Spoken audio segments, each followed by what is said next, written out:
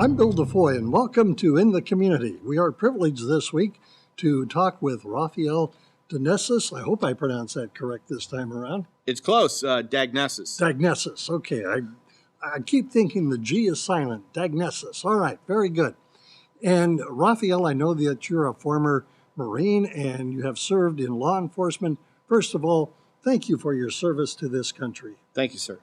It is really a privilege and an honor. I was telling you just before we started taping that I had an uncle in law enforcement, and I have the utmost respect for the men and women in uniform. Thank you. You are running for Congress, and there are several key issues that need to be addressed in this nation. What do you foresee as some of those issues? Well, one of them to start is our national security issue that we're having. The world is becoming an increasingly dangerous place. People in this country right now don't feel safe. We have ISIS investigations in all 50 states. And you have some really bad characters around the world that just don't respect us and don't fear us. And our allies, and you hear this from people, and our allies are worried because they don't feel that we're there for them. So that's an absolute critical situation that's going on right now. But I add something else to the national security issue that I typically don't hear other politicians or people in office or our political leaders involved talking about. They talk about veterans issues as if it's a standalone issue. And the veterans issue, to me, is not a standalone issue. It is actually a national security issue. If we don't keep the promises that we gave to our veterans, how are we going to have veterans in the future? And that's a critical component for me in national security. I hear it from parents today, parents of 16, 17-year-olds, even my own wife, because I've been preparing my kids to enter into military service when they come of age. And I hear parents telling me, hey, what's going on with the veterans? I'm not happy and I'm disgusted. I'm actually mad. I'm not going to send my kid off.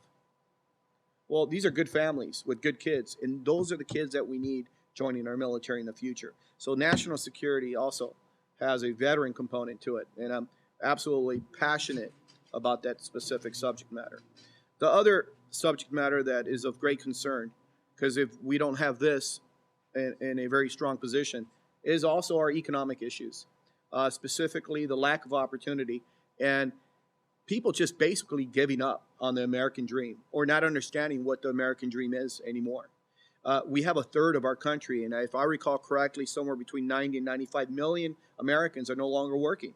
We're a country of about 315 million people. That's a third of the country. We have 50 million people that are in poverty and on food stamps. That's unsustainable, and that's sad. And for the first time in history, we have the middle class that's actually shrinking. And we cannot exist as a nation if we don't have a robust economy. But we're not talking about a robust economy just for the rich, for everyone, for the ability of the middle class to expand and, yes, even get into the upper classes, and the ability of people in poverty to be able to move into the middle class. And that's where I came from. I came from poverty. I grew up in the inner city, and I was witness to what generational poverty looks like and what the welfare state looks like and what gangs and drugs does to communities. So that subject matter is incredibly important to me. Opportunities, people giving up. People need to be inspired, and we don't have that right now in our government. What I see and what I feel and what people tell me is they feel beaten up. They feel like there's a lack of opportunity, and specifically here in California, we all know, unless you have blinders on and you're not paying attention to anything that's going on, is that California companies, specifically large and medium, the ones that are able to, have been leaving the state for many, many years. And we need to stop that. This is an amazing place. We are perfectly in a perfect geographical area to be one of the most powerful states in the nation, and we've given up on that. Right, and you mentioned that there was a third component. There is a third component, and this is a very sad component. We have politicians and special interest groups that, in my opinion, have been using people based on their gender, their color, their skin, their economic status, pinning people against each other. There's tension in the country, and it feels like the fabric of this country is being torn apart, and it's specifically being led by politicians. Some of them are doing it overtly, out in the open, and others doing it basically under the table. But you feel it out there. People are complaining. People are worried. People are mad, and that's a huge concern, because when you tear the country apart, when you pin people against each other, then we are not a one nation. It's okay to have political differences and differences of opinion, but to really not dislike each other, to dislike each other the way people are right now, it's a huge concern for me. Part of my campaign is to unite people. It's okay to disagree. We don't have to agree on everything, but we can be respectful to each other and respect each other and understand each other's differences of opinion. And I also want to work on eliminating this so-called subtitles. I want people that live in this country to feel they're American first before anything else. When I talk to different groups, obviously you already know that I was not born in this country. I was actually born in a communist country, and I came here as a kid, and I grew up in the inner city. But the one thing my parents taught me is never to be envious of those who've achieved success, never to be envious of other people that just live in other areas. That we live in this amazing country, that if you work hard and you stay out of trouble, you can reach and do anything, because America is very special, and it is exceptional, absolutely exceptional. And I believe that we're losing that, and there's just too many people that just don't believe that anymore. Now, you had mentioned coming from a communist country, and you were here, and you were through that poverty experience. At what point did you say to yourself, Rafeal, I want to do something to make a difference. I want to do something to get out of this poverty? Right. So during the 80s, during the Reagan years, the Reagan Revolution, I call it, I'm sure you've heard that term before used. While I lived in that poverty situation, and while I was surrounded by gangs and drugs and all these negative things, but I was also witness what some really hardworking, specifically these were Hispanic families that embraced America, that embraced Americanism, and took those risks and worked those extra hours and actually left the area that we lived in and moved on to the middle class. And some of those families actually went beyond the middle class and gone beyond. And it really, only in this country could you do something like that.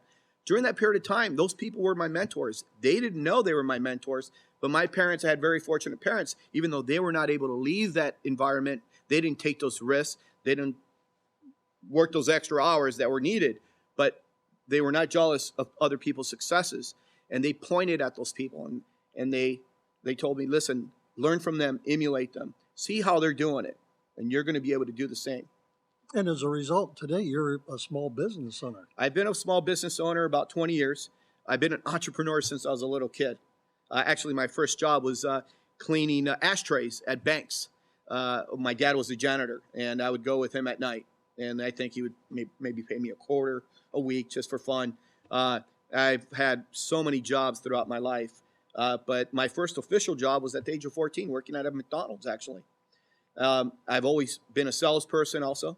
And like I said, I've been an entrepreneur most of my life, but a small business owner about 20 years. I understand the ups and downs of what businesses, specifically here in California, have to go through when you're dealing with the franchise tax board, the Internal Revenue Service, and the overregulation that actually pushes companies out. Let me throw a statement out to you and see how you respond. The government should conform to the will of the people and not the people conforming to the will of government. Absolutely. Absolutely. Well, in a communist state, you do what the government tells you. And this is not a conspiracy. We are on a path where the government is too large and is dictating to the people how to live their lives. And a form of doing that is indoctrinating people to a life of dependency. Once you go into the world of, let's say, a permanent welfare state, welfare, food stamps, all those things were meant to be temporary, to help you through a rough patch so you can move on and continue on with your life.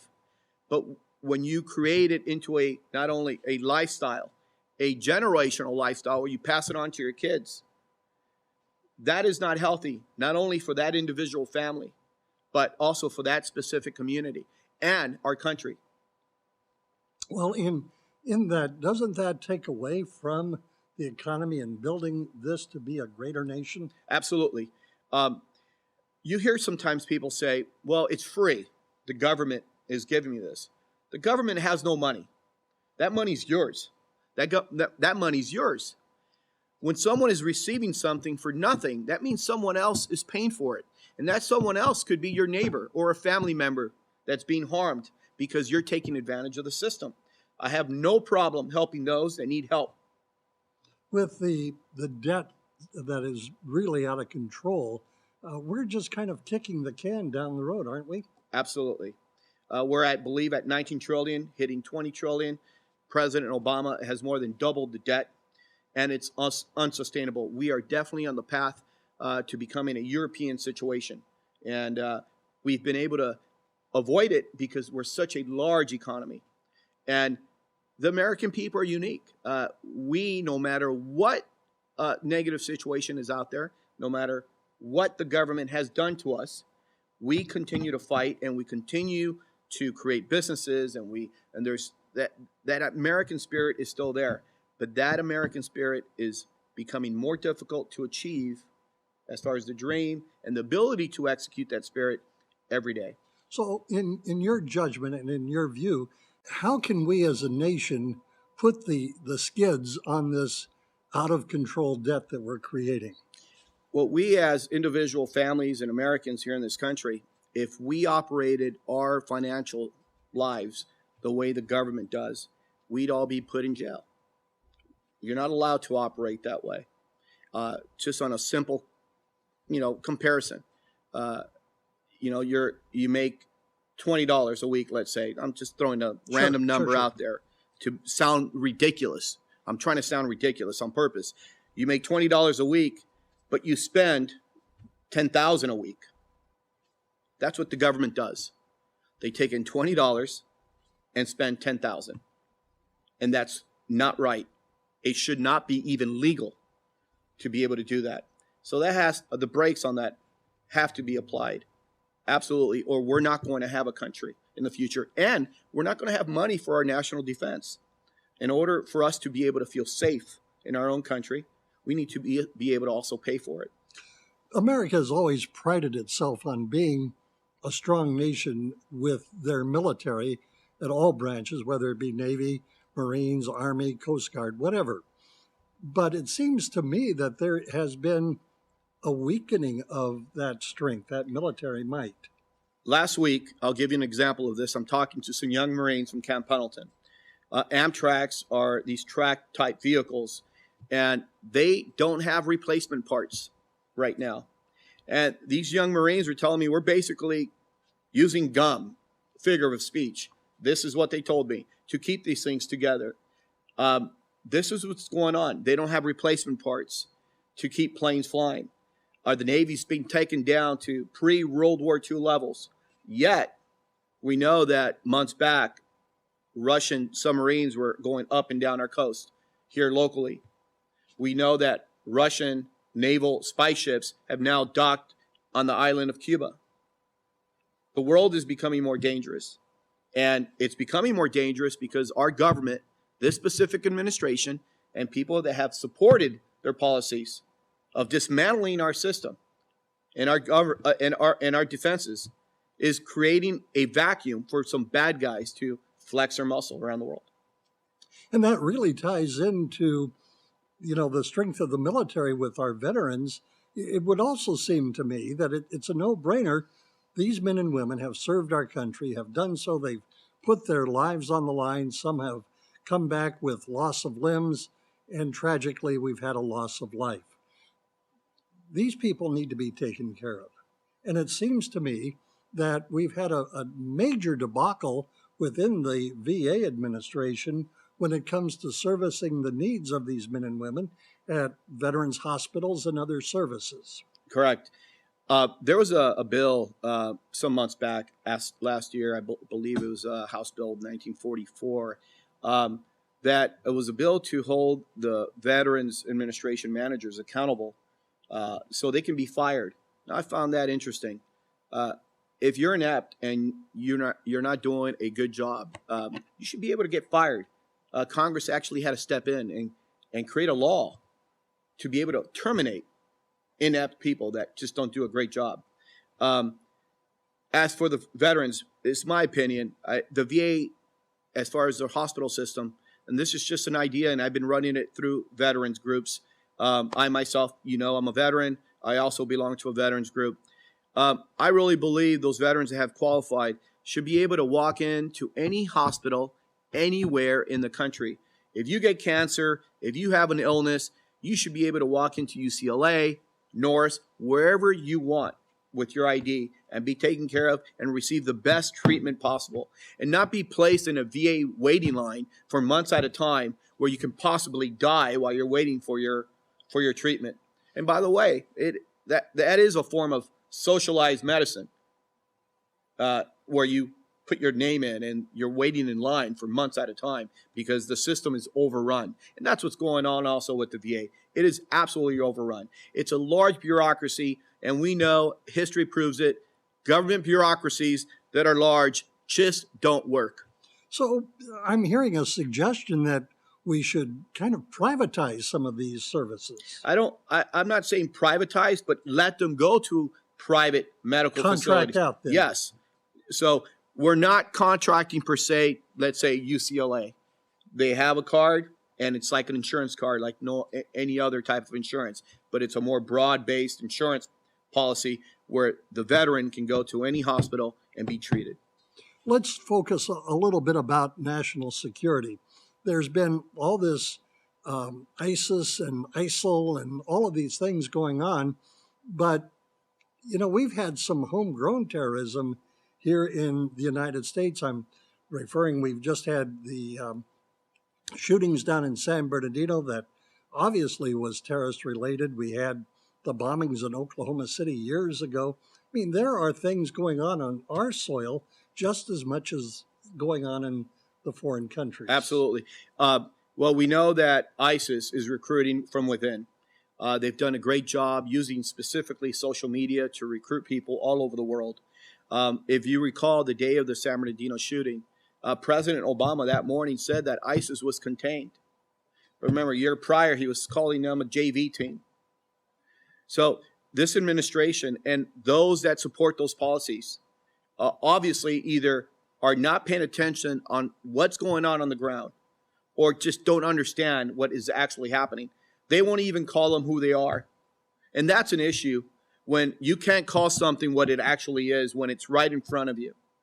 So we have an issue, and I'm optimistic that next year we will have a new commander-in-chief that will address this correctly.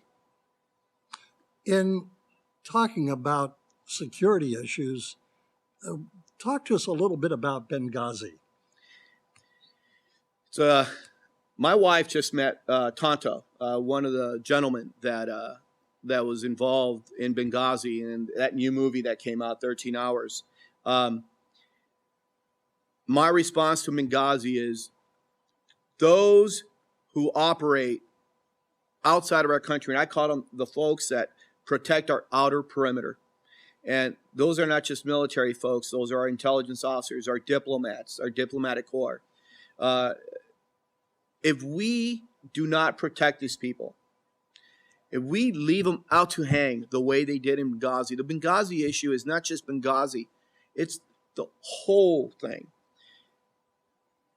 Why is anyone going to risk their lives, stick their neck out on behalf of us if we are not going to be there when they need us? And understanding response times and talking to command staff at specific military organizations that I cannot disclose, we had plenty of time to go there and assist and really wipe out the terrorists that were attacking that location. And we did nothing. Instead, we actually lied to the American people. They had drones above videotaping, knowing what was actually going on the ground, and nothing happened. Well, that being said, do you think that the former Secretary of State should be held accountable? I absolutely believe that Hillary Clinton should be held accountable. If you ran any business in that manner, you would be fired. You would actually be fired. We're not even talking about a business. We're talking about national security. We're talking about people that are out there representing the United States and its people, and that we let them down in a very, very serious and disgusting way. Okay, let's shift a little bit, if we could, talking about what's going on in our own backyard right here in California. It seems to me that we've got some projects, and I want to see if we can't address this high-speed bullet train. That, to me, is a waste of money. It sure is, and it's what are they calling the train that's going nowhere? And they said it was a high speed train. Now it's not a high speed train. They need to stop, and whatever money they have wasted, to stop it and get back to the basics. That project should not be going forward, and I believe there's enough bipartisan opinions on this that we should not be moving forward with that project. Excellent. Listen, it has been a real joy talking with you, Rafeal. If you want, if you would please give us your contact information where people can go online, learn more about who you are, what you stand for, and have them take a peek inside your thought process. Well, they can find me on the web at www.rafealforcongress.com, and Rafeal is spelled Rafael for Congress.com, and all our social media links are on that website. Excellent. Rafeal A Dagnesses. Perfect. Excellent. I'm Bill DeFoi. Thank you for watching In the Community, a production of the Heritage Media Group.